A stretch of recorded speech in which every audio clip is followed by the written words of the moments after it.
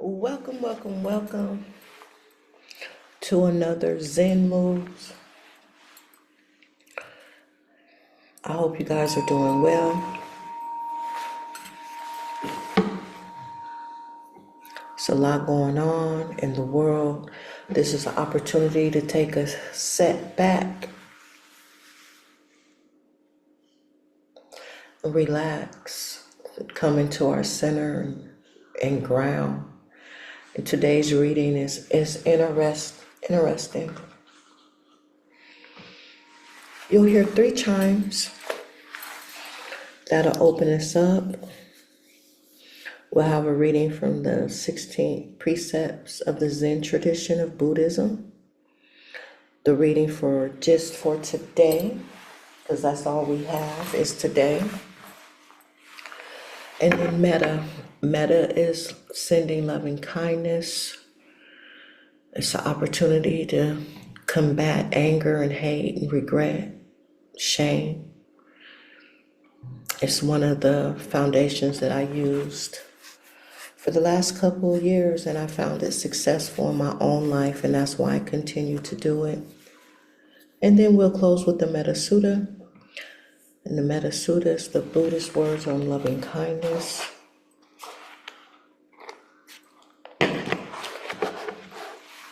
On the chime, take a deep inhalation through the nose, release through the mouth. And if you're close to a door or a window, I suggest you blow your breath out that way, clearing negative energy out of your space. It's just nice to be here.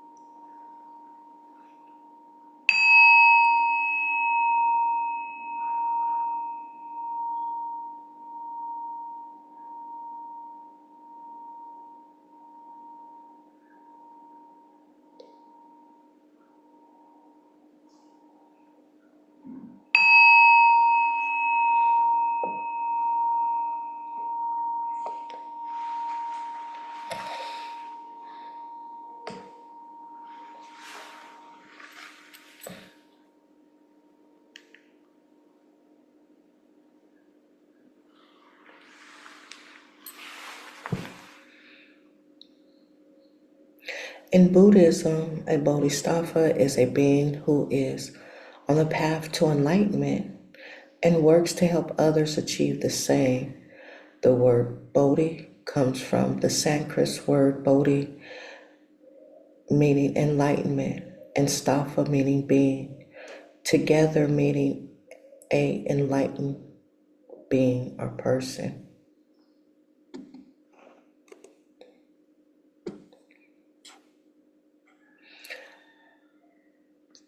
The Bodhisattva precepts of Zen are guidelines for ethical practice that embody a clear mind and a connected heart, animated by the intention to live a life of compassion and deep respect for all beings.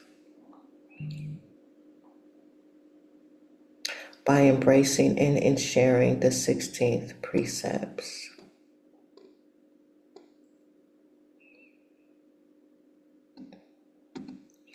I intend to benefit and to be benefited.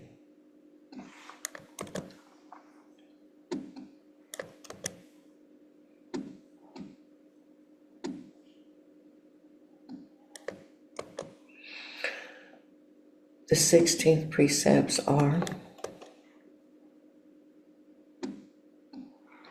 I vow to I'm sorry, I lost my place.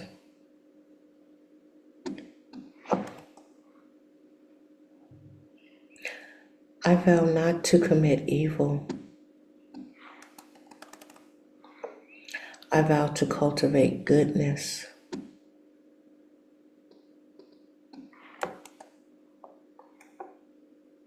I vow to help others.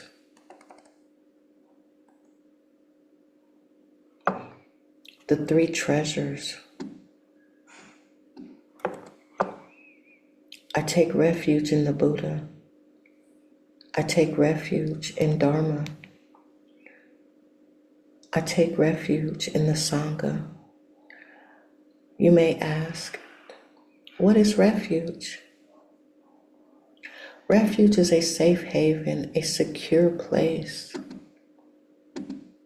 Most importantly is the belief in the refuge. Without faith and belief that you can have solace and take refuge means nothing. It's like seeking shelter from the rain, but standing in the storm. What is Buddha? Buddha is a person that has reached enlightenment through meditation and training. No one can do it alone. What is Dharma? Dharma is a Sanskrit word, literally decree or custom. It means the reality of right behavior.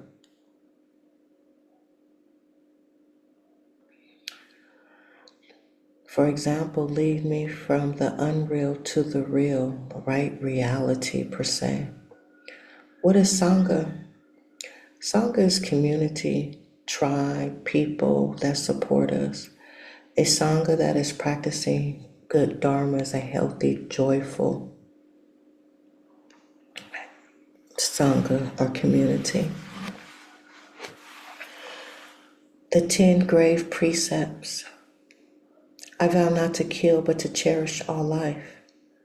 I vow not to steal, but to respect which belongs to others. I vow not to misuse sexual energy, but to be honest and respectful.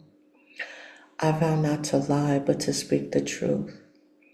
I vow not to misuse drugs or alcohol, but to keep the mind clear. I vow not to gossip about others' faults, but to be understanding and sympathetic.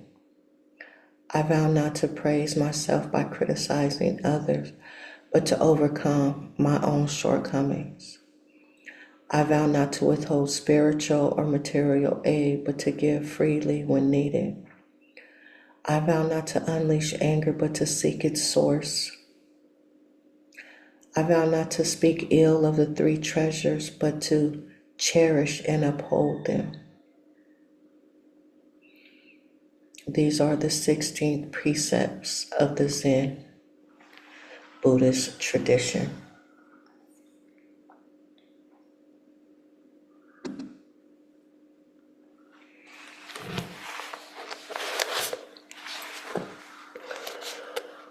April 29th.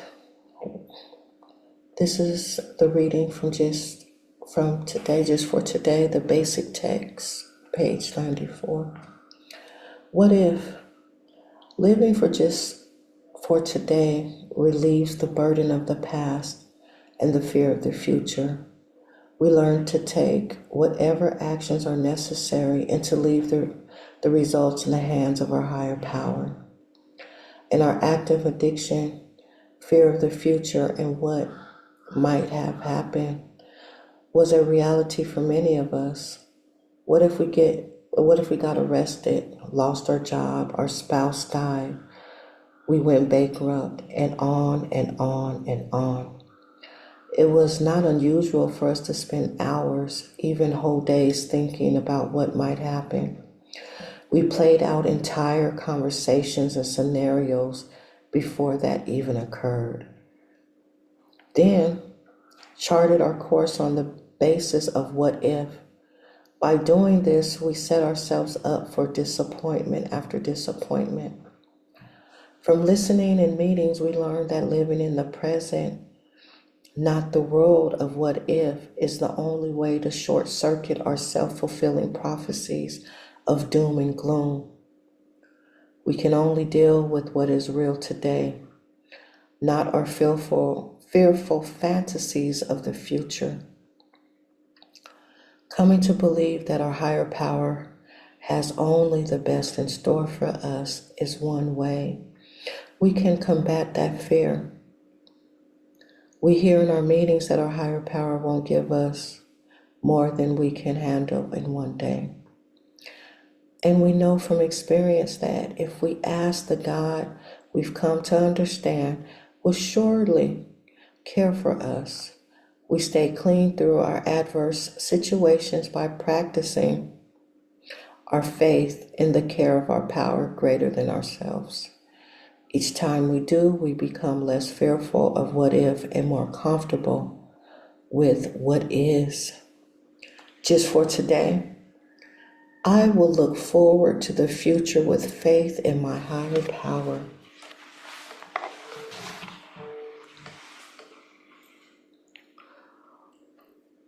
When I read that, it immediately brought me to the time where I lost my husband. We had the perfect marriage day, 2017, which is Michael Jordan's birthday, being a great fan of the sport. And for the first time, I thought I had got my life together. I'm married, my family's happy, my children. And he died. He died with stage 4. He got diagnosed the second month of our marriage with stage 4 lung cancer. And this is the type of lung cancer that happens from smoking cigarettes. So devastated, but just getting married 2 months into this, what am I gonna do? And immediately when I was in the doctor's office with him, I just started crying because I knew he was gonna die. I was not positive at all. His x-ray was completely black of his chest.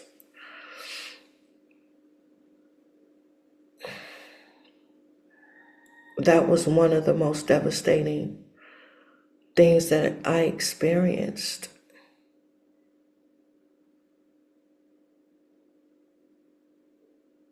Is the death of my husband.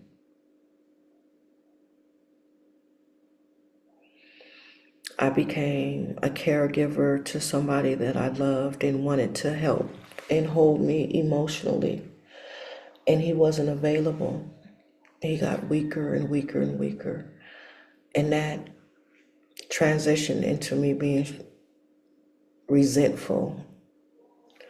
Strong, but resentful because my life was taken away from me. I had built my life around him. And trying to remain clean, it was very hard.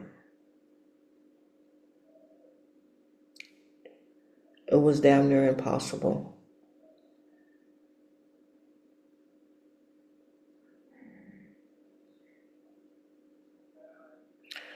So the question it's not about what if, it's about what is right reality, what is just being, what is going to help us to stay clean. And when I say clean, I mean just in the right thinking. Because once again, it's not about drugs and alcohol. It's behavior. It's the mental chatter that goes on in our mind that we have to let go. So all of us are not on drugs that need a recovery program or someone to speak to. It's clearing the negative chatter in our minds, the mental energy that's left behind from abuse. I get it. I get it more than you know. Someone to listen to so you can be heard, acknowledged, and seen, and validated. I get it. This is why I continue to come here and post on my YouTube about recovery, because it deals in so many aspects of our life, day to day. You know, I worked in a rehab facility and it was an all-white clientele. And they used to ask me, am I in recovery? And I said, I have to recover being Black every morning. I have to come here. And that was a serious process, because dealing with white people on a day-to-day, especially in recovery, it's a different avenue. Boy, I tell you, it was some things that would come up that I had to deal with and set myself straight so I wouldn't lose my job. So recovery can come up even in work situation with dealing with different ethnic groups, cultures, racism, discrimination. Recovery is deep.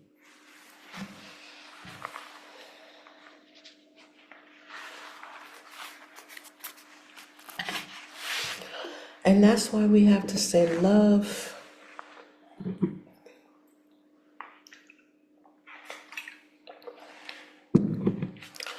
That's why I do what I do. One chime is going to open our set with metta, sending love and kindness. We send metta first to ourselves, then a loved one, a neutral party, a challenge party, the child within, and then our tribe, our sangha.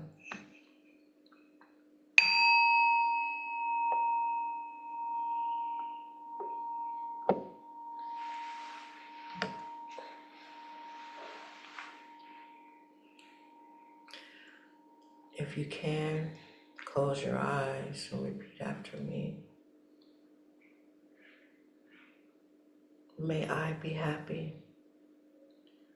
May I be healthy.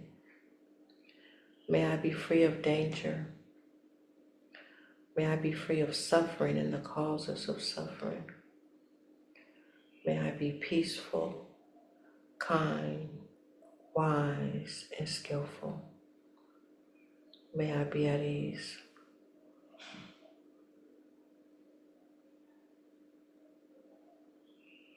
A loved one, someone that's dear to our heart. See them in your mind's eye and repeat after me. May you be happy. May you be healthy. May you be free of danger. May you be free of suffering and the causes of suffering. Excuse me. May you be peaceful, kind, wise, and skillful. May you be at ease. Now a neutral party,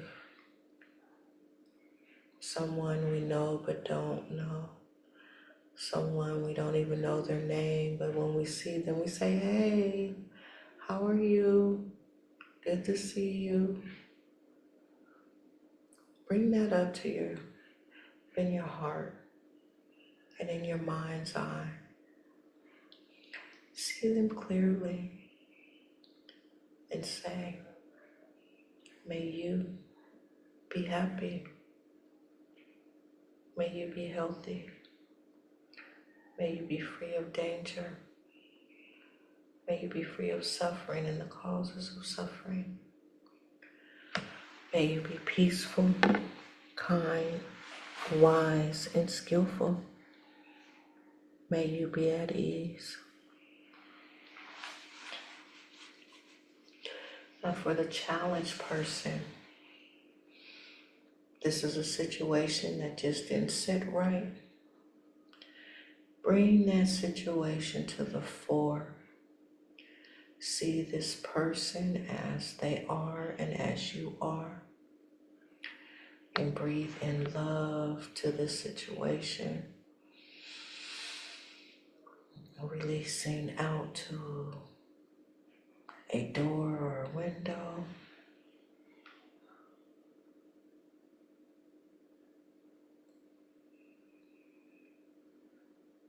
And take your time here. See them as they are in your mind's eye. Say, may you be happy. May you be healthy. May you be free of danger. May you be free of suffering and the causes of suffering. May you be peaceful, kind, wise, and skillful. May you be at ease.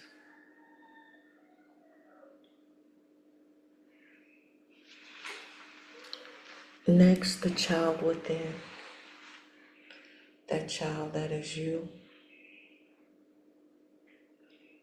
Drop down to any age you like. And see yourself. See yourself as you would like. Even at 6 months old, you can go back that far.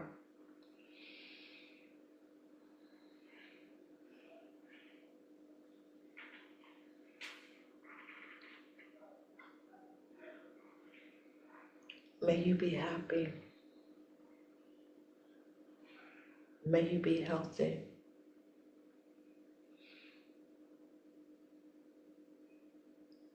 May you be free of danger. Oh, will you be free of suffering and the causes of suffering? May you be peaceful, kind, wise, and skillful. May you be at ease.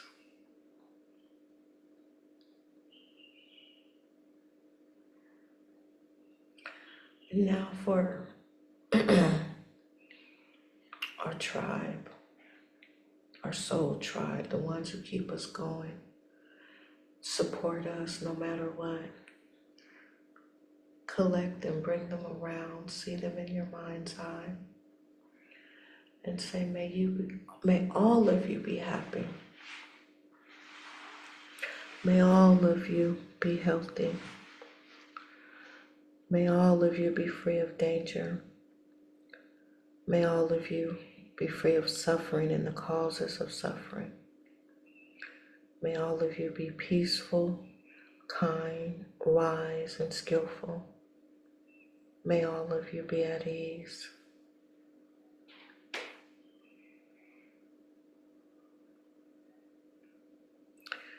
The Metta Sutta will conclude today's Zen meditation. This is Buddha's words on kindness. This is what should be done by one who is skilled in goodness and who knows the path of peace. Let them be able and upright, straightforward and gentle in speech, humble and not conceited, contented and easily satisfied, unburdened with duties and frugal in their ways, peaceful and calm and wise and skillful, not proud and demanding in nature. Let them not do the slightest thing that the wise will later reprove, wishing in gladness and in safety. May all beings be at ease.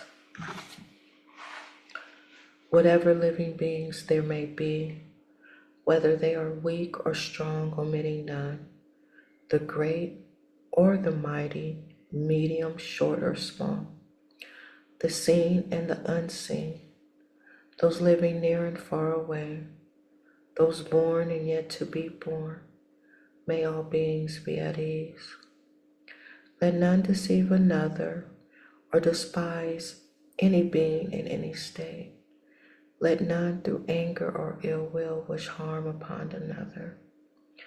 Even as a mother protects with her life her child, her only child, so with a boundless heart should one cherish all living beings, radiating kindness over the entire world, spreading upwards to the skies and downwards to the depths, outwards and unbounded, free from hatred and ill will, whether standing or walking, seated or lying down, free from drowsiness.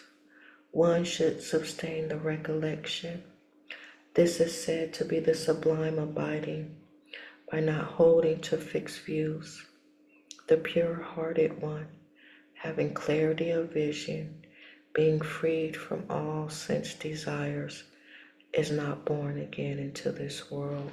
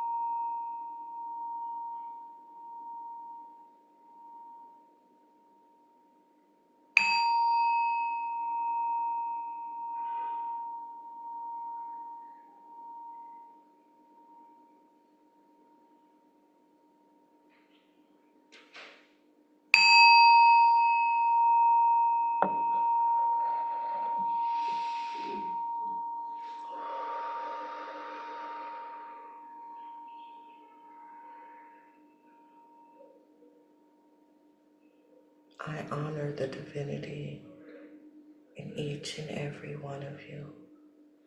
This will conclude today's Zen